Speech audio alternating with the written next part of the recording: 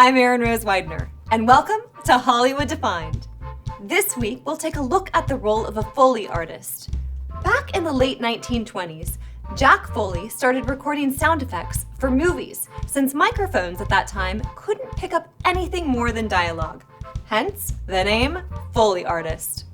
Let's go to Moviola's exclusive visual glossary of terms to get a more modern understanding of this specialized role. A Foley artist creates custom-made sound effects for a film by recording a performance that generates sound effects while watching the film play.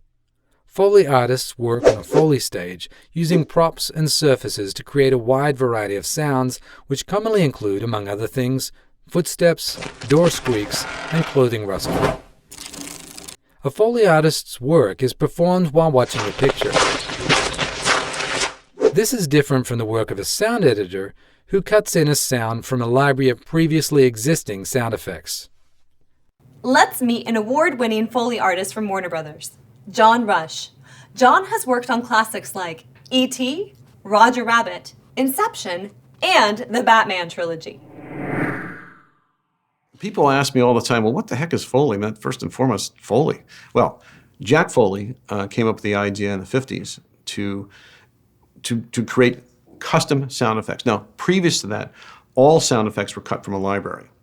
With Jack's idea, it was, well, you know what, we're going to customize these sound effects. That is, I'm going to watch the screen, and with this person walking, I'm actually going to have a microphone. I'm going to, quote, perform, unquote, those feet as I watch them on the screen. The reason why we do those is there could be, let's say, we'll take a film, if it's an animated feature, there's no such thing as production sound.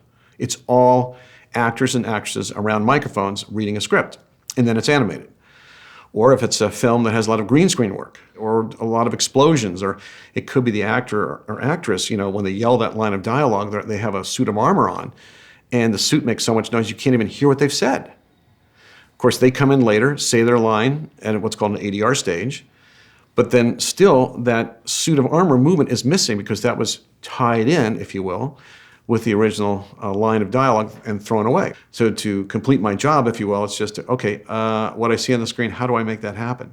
What I'm doing is I am regurgitating what my brain has said that's what that should sound like, along with the 18 other million voices in my head. No, just kidding.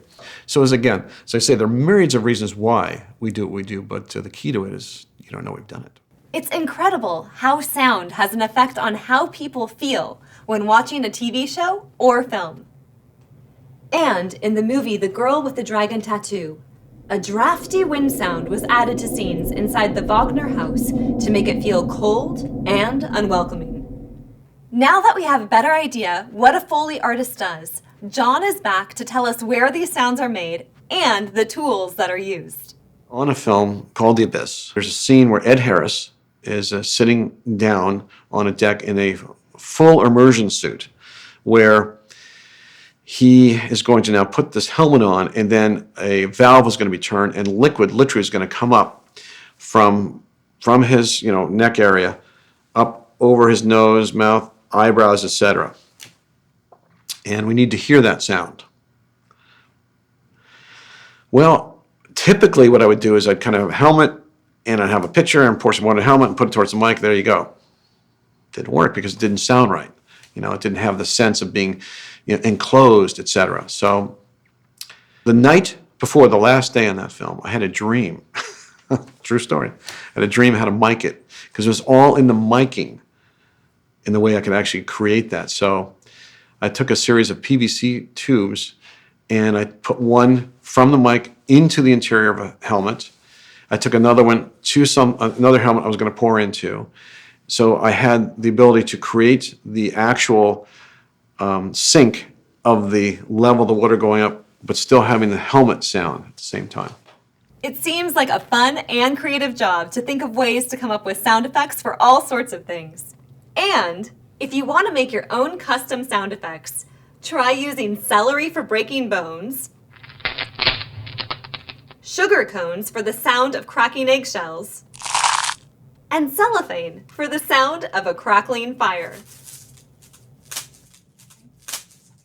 Don't be afraid to experiment and try everything to get the sound that you need.